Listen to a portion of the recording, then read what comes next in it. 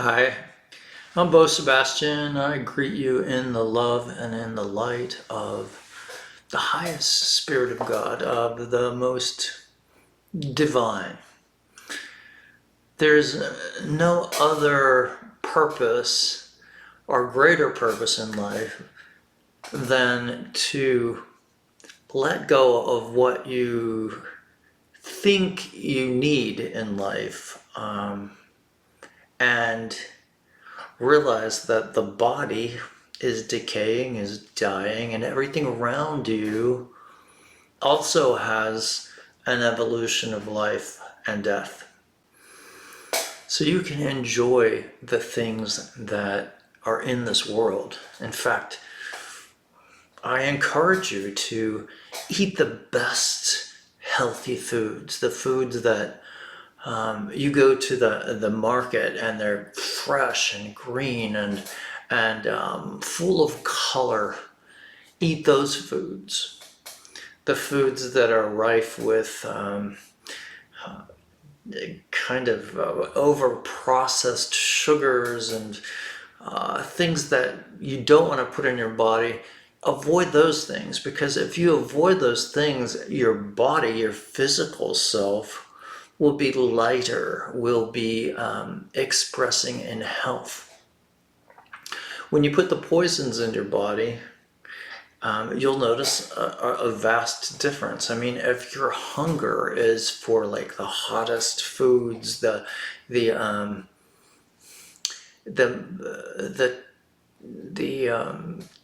tacos and spicy foods and the over processed candies and cakes and cookies, you can be sure that your body's not going to feel good afterwards. It might delight your senses, your human senses, but it's not going to delight the inner you, the Atman, the God in you, the Christ in you. And we want to delight that which is the God in us. I read this morning that people are born three different ways. They're either born with the idea that they are already of goodness, and so they seek goodness. And then there are people who are born of people who are worldly, of worldly nature. Their tastes and their lusts create a binding unity with the things of the world. So therefore they can't move higher into a spiritual realm. And then there's the last, and I don't remember the words that they used. It was Indian. I'm reading the Bhagavad Gita right now. Was the people who are born that are kind of born in evil. They are born and they don't know the difference between good and evil. They seek for things that are disgusting. They seek for death. They enjoy the darkness of the world. So there's three different kinds of people. And I'm not saying that you can't get out of one of those places that you were born into. In fact, that's the goal. The goal is to find the Christ within you, find the Atman, find the spiritual spark that is within you. And once you find it, begin to encourage yourself to listen to the wisdom that is coming through from that spiritual nature. When I first opened the computer today to begin to talk with you, I had absolutely no idea what I was going to say. I wanted to allow Spirit, whatever it is that I've invited into my life as the highest realm of goodness, I wanted to invite the knowledge and the wisdom of that Spirit, the Holy Spirit, to speak through me, as me, goodness toward you. And as a result of that, I find that I am just led to say that our bodies and our minds are in the presence of a healing nature. We're moving into a place where human development is coming to an end, and you have to make choices. I'm not saying that it's going to be tomorrow. I have no idea, in fact, when it's going to be. In fact, I think that the definition of the end is more like a graduation of those who have achieved the Christ, who have moved from the polarity of negativity to the polarity of positivity. Even if it's 51%, you will graduate. So your soul, the necessity of your soul is to be a good person every day, to do the best that you can, to wash your hands of the past and accept the atonement of God. Because you were born in the nature and the power and the truth of God. You didn't birth yourself. Even your parents didn't give you life. They created a soul that life was given to. But God gave you light. God gave you life. God gave you breath. The very breath that you breathe is God. And we're in this earth, on this earth, for a purpose, for a reason. And if you can begin to understand that the reason is to define what is permanent and good, what is absolute, and what is not, and find our way toward the absolute, spiritually, with food, with the things that we desire. If you're finding that there's lusts in your mind for anything, for food, for more money, for shopping, for extraneous things in your house, when you find that happening and your soul is connected to it, you can know that you're not on the pathway in that moment.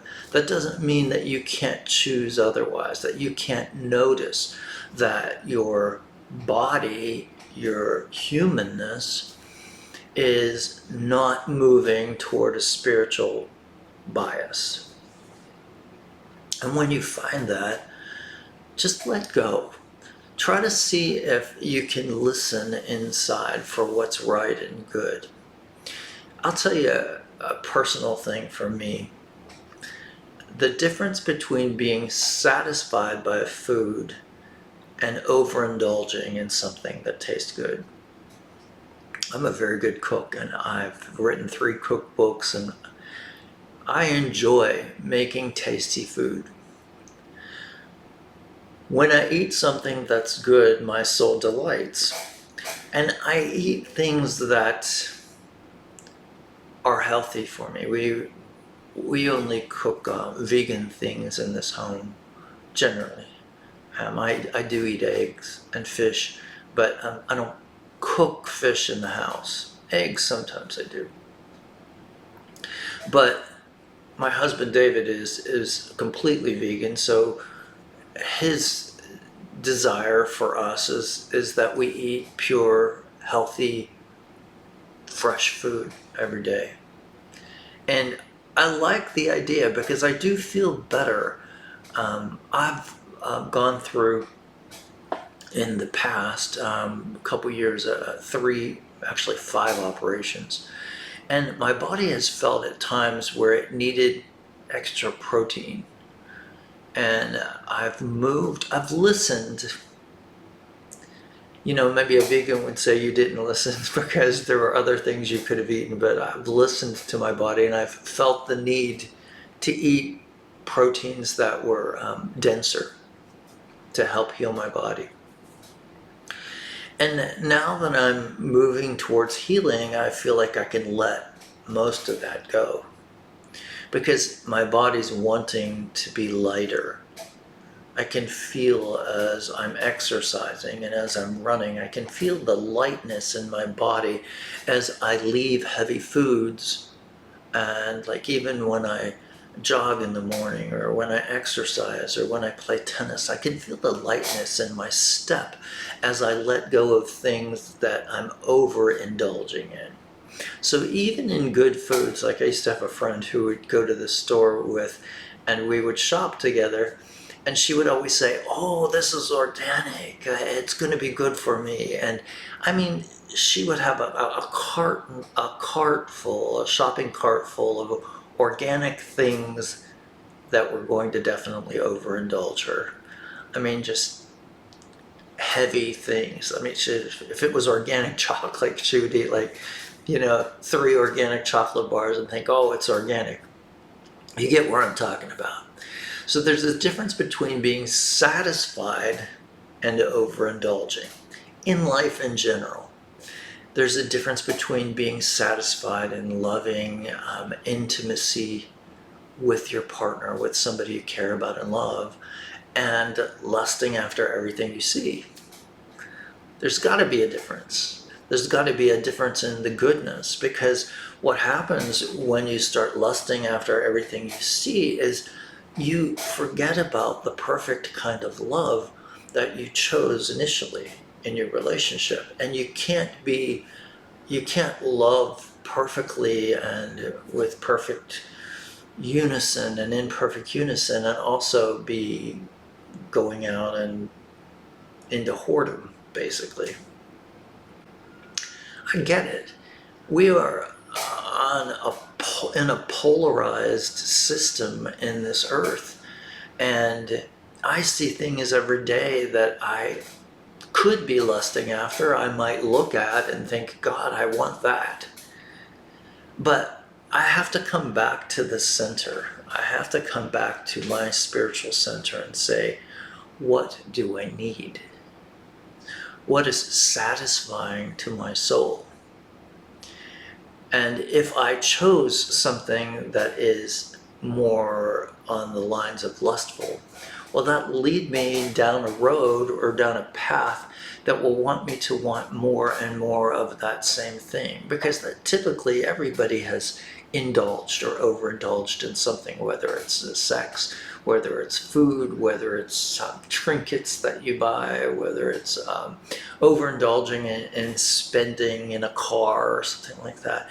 You know the feeling of when you've overindulged, because there's a pendulum effect. You can feel the delight, but then you also feel on the other side of it, oh my gosh, I've overspent. Oh my gosh, I've overdone it. My stomach feels bad. Oh my gosh, I feel like I've betrayed the person I love. When you feel those things, you must know that you're not on the pathway to spiritual oneness and balance. And the Bhagavad Gita, which is something I study all religions. Bhagavad Gita, I think I'm saying it correctly. In that they speak a lot about yoga, and the basic definition of yoga is balance. The key to living a good life is living a balanced life. Remember that and you'll be okay. You're going to see a little bit of an advertisement for my last book, and some people talking about what it did for them. Basically, this last book, Zeroing Out, that I wrote, is about getting rid of the negativity in your brain. And when you get rid of the negativity, you have room for spiritual oneness. You have room to listen to the wisdom of your body, the wisdom of the characteristics of the brain, which is telling you what is good and bad. And then you also have the wisdom of the highest self, the spirit self, which is constantly speaking to us. In the Christian theology, it's the Holy Spirit. I don't know the names of the other religions, but I know that the word Holy Spirit can transcend any religion. There's always something speaking to us that's higher. It's like the demon on one shoulder and the angel on the other shoulder. There's always something that's alluring us to something that's going to probably destroy our soul in some way or make our soul less likely to transcend the human body. And then there's going to be an angelic force that's going to teach us the right path towards perfect love, perfect joy, compassion. Those things, when you see them in yourself and you see them in other people, you know you're on the right path. Have a beautiful day. And if you need any prayers, please put them in the comments below. With the brain, with the mind, with a dream. And you need to have your brain clear for that dream to express itself. Can get really busy taking care of my home, 2 careers, and my family, when your mind can't seem to get quiet to rest. That's when you need to use zeroing out. I never thought I could quiet my mind in only 3 minutes. Zeroing out works. I can't believe how much zeroing out has helped me reduce stress. You've got to try it. Work for me can get time-consuming and stressful at times, but zeroing out has really changed the way I look at my schedule and my time. Such a step above any other book I've ever seen about this topic, and it's such a simple technique, and I'm able to do it by myself, which I love. So